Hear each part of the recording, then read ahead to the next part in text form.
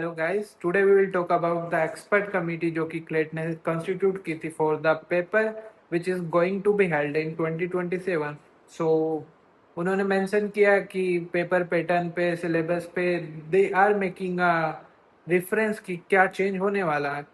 सो हम आज उसी के बारे में बात करेंगे कि कैसे हमको अनसर्टेनिटी को फेस करना है जो भी अभी हो रहा है, एंड कैसे पेपर पैटर्न चेंज हो सकता है, हमको क्या स्किल्स हैं जो कि काफ़ी नेसेसरी है पेपर किसी भी पैटर्न में आए।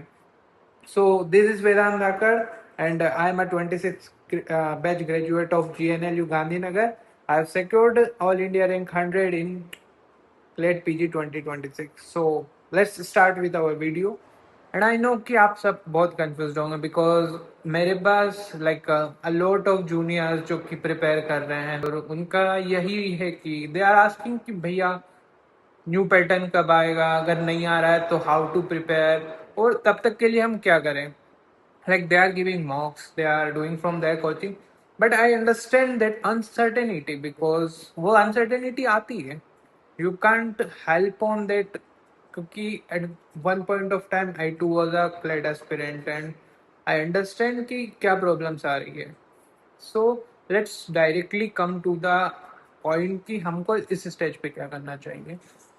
तो देखो, फर्स्ट थिंग तो ये है कि जैसा कि मैं अभी करेंटली देख पा रहा हूँ, there is a thing called expert committee to review the CLAT exam 2026, both UG and PG for that. So it was constituted for the purpose of, so there are four purposes. First thing is to improve the question quality. Second is the structure of paper. Third is the syllabus for entrance exam. The screen is open in front of me, so I am just reading from that only. And the fourth is the to review the exam with the LSAT and LNET जो कि US and UK की university के लिए होता है। अब बात यह है कि हमको इस चीज से क्या एक्सपेक्ट करना चाहिए। आपको बहुत सारी कोचिंग इंस्टीट्यूट में, you are in the coaching institute and आपको बहुत सारी चीजें जो बताई होगी कोचिंग इंस्टीट्यूट ने कि आप ऐसे करो, ये सिलेबस आने वाला है, ये हो सकता है, ये रिकमेंडेशन है। बट आई वुड सजेस्ट कि किसी पे मत जाओ, जस्ट टेक अ ब्रीथ। एक चीज है जो आपको करना चाहिए, मैं बहुत क्लियरली बता रहा हूँ आपको ये चीज। तो पहली चीज तो ये हो गई, अब इसको हम देख के क्या समझ सकते हैं। So now we have 3 to 4 months left, और हमको इस स्टेज पे क्या करना चाहिए। So the first thing is that कि that is actually a very good news for all of you. क्यों? Because look it from a positive lens. किसी को नहीं पता है कि पैटर्न क्या होने वाला है। No one from your competitor knows as of now कि पैटर्न क्या होने वाला है। सेकेंड थिंग कि everyone is preparing from the current pattern, क्योंकि अभी नो वन नोस कि what will be the pattern और what it would be going to be a pattern. So everyone is on the same pedestal. तो फिर डर किस बात का है। आई मीन एवरीवन नोस जितना आपको पता है। You are finding here and there, coaching institute कुछ भी बता रहे हैं, but they are just selling things. Don't focus on them जब तक कोई ऑफिशियल अपडेट नहीं आ जाता है। एंड ये विडम्बना है कि क्लेड ने अभी तक निकाला नहीं है, because it's just 4 months and हर साल जैसे होता है कि बच्चों को थोड़ा बहुत परेशानी क्लेड करता ही है। सो आई अंडरस्टैंड, क्योंकि in the year when I gave CLAT UG तब भी क्लेड पेपर चेंज हुआ था and I prepare for 200 that time 200 question के लिए मैंने प्रिपेयर किया था। And the next year I got to know कि पेपर पैटर्न चेंज हो गया, it's now paragraph based, analytical है नहीं उसमें इतना, and accordingly I have to change my preparation. So uncertainty तो पार्ट है क्लेट का and even of life.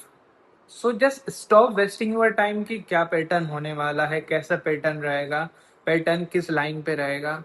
So the first thing is कि जो है that is your English reading, क्योंकि पूरा पेपर इंग्लिश रीडिंग पे डिपेंडेंट होता है। So you must be very good in reading English at the same time understanding English. तो there are two things. आप जब रीड कर रहे हो, लेट से आप पैराग्राफ भी पढ़ रहे हो, द हिंदू में पढ़ते होंगे आप लोग, कि जब आप पैराग्राफ पढ़ रहे हो या लेट से आर्टिकल्स पढ़ रहे हो, तो it must retain in your mind कि आपने कहाँ क्या पढ़ा था and what are this particular thing. क्योंकि होता है कि आप इंग्लिश मतलब आप पैराग्राफ तो पढ़ लेते हो, बट देर आर स्किल्स जो कि इंग्लिश पैराग्राफ को कॉम्प्रीहेंड करने के लिए नेसेसरी है। फर्स्ट थिंग उसमें ये है कि आप जब पढ़ रहे हो, so you must be doing a conscious reading. तो आपको पहली हैबिट डालनी है कॉन्शियस रीडिंग की, अगर आपने अभी तक नहीं डाली। हो सकता है आपने डाल ली होगी, क्योंकि अब तो काफ़ी टाइम हो गया आपकी प्रिपरेशन को, काफ़ी लोगों ने कर दिया होगा स्टार्ट, या जो लोग अभी भी स्टार्ट कर रहे हैं। First habit is conscious reading. तो आप जब पढ़ रहे हो तो you must have all your focus on reading that thing. Secondly इसी चीज में ये है कि जितना हो सके ग्रामर और उसका मीनिंग लर्न कर लो। सो फर्स्ट थिंग जो है इसमें कि ग्रामर, तो आप अंडरस्टैंड, आपको बहुत क्लियरली समझ में आना चाहिए कि पैराग्राफ की लाइन क्या बोल रही है। क्योंकि बहुत बार ये होता है कि यू डोंट नो कि what this line is telling about, क्योंकि इसमें मे है या शुड है। सो आपको डिफरेंस पता होना चाहिए बेसिकली कि what this line is particularly telling, क्योंकि उसी के बेसिस पे आप कॉम्प्रीहेंड कर पाओगे। अनदर थिंग इज ग्रामर की, ग्रामर से आपको अंडरस्टैंड होना चाहिए। थर्ड थिंग उसी में ये है कि आप मतलब समझ में आए आपको कि ये पर्टिकुलर वर्ड का मीनिंग क्या होता है। So that is the first complete thing जो आप अभी कर सकते हो, आप जिसमें अपने आप को स्ट्रॉन्ग बना सकते हो। Second is work on your comprehension skills. Comprehension skill means कि आप कितने अच्छे से किसी चीज को कॉम्प्रीहेंड कर पा रहे हो।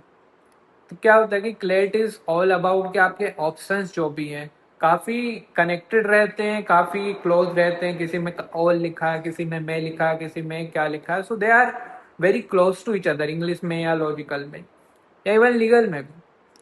सो what you have to do कि आप अपना कॉम्प्रीहेंशन स्किल इस तरह से डेवलप करो, अपने ब्रेन को इस तरह से डेवलप करो, वो आप पढ़ के क्वेश्चन सोल्व करके डिफरेंशिएट करके कि इस सेंटेंस और इस सेंटेंस का मीनिंग डिफरेंस क्या है, वो उसी से डेवलप होगा। So work and on that comprehension skill कि आपको जब चार ऑप्शन दिखे तो आपको ये ना लगे कि ये दोनों ऑप्शन सेम बोल रहे हैं, इसमें से इसमें एलिमिनेट कैसे करना है। आपका कॉम्प्रीहेंशन बहुत क्लियर होना चाहिए कि यार ये चीज है तो ये बोल रहा होगा, that's very easy. Third thing is master your logical reasoning.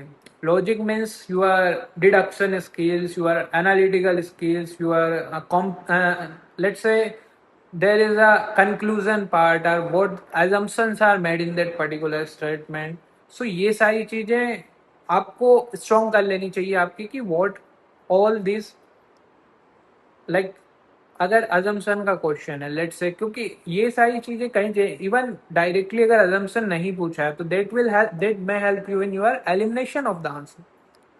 सो आपका लॉजिकली काफी स्ट्रांग होना चाहिए कि आप डिफरेंशिएट कर पाओगे, वही बात है।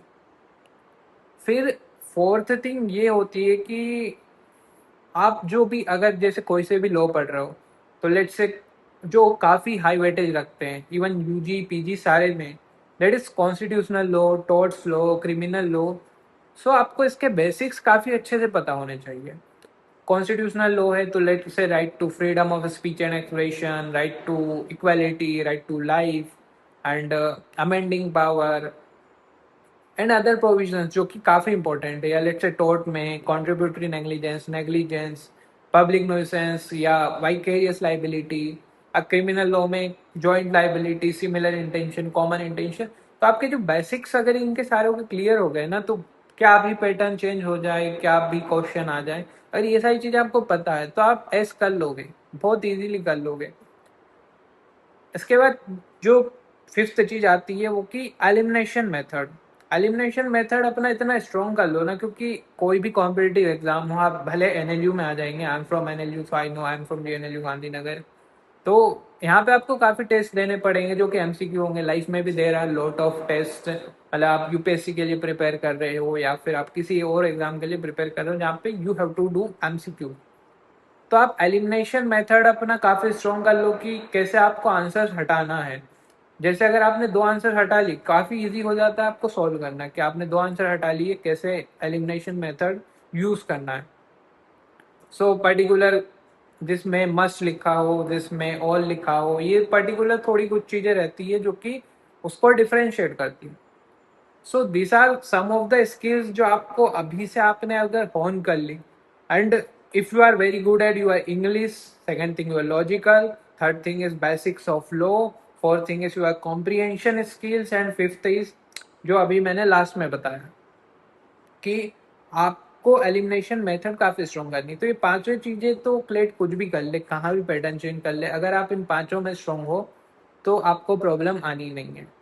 So that's all from my and. तो पैनिक करना नहीं है, क्लेट के लिए अच्छे से प्रिपेयर करो। जब भी पैटर्न चेंज होता है जस्ट उसमें ढल जाना है आपको। अगर आपकी ये चीजें स्ट्रॉन्ग है तो तब तक के लिए आप ये सारी चीजें स्ट्रॉन्ग करो, और कोई आपसे आगे नहीं है, सब एक एट द सेम पेज है।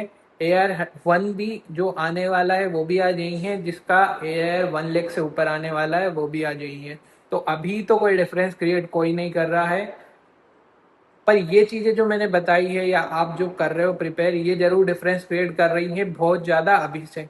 तो पैटर्न का लोड ना लेके इन स्किल्स पे अपनी काम करो, and you will do very good. All the best for your preparation. And अगर आपको कोई हेल्प चाहिए, या we will upload like syllabus breakdown जब भी आएगा, and lot of mentorship thing, जो कि आपको NLU में भी कैसे मेंटर करना है, मूड्स एंड एवरीथिंग इंटर्नशिप। सो उन सब चीज़ों के लिए जस्ट सब्सक्राइब दिस चैनल, तो आपके पास अपडेट आती है। Thank you.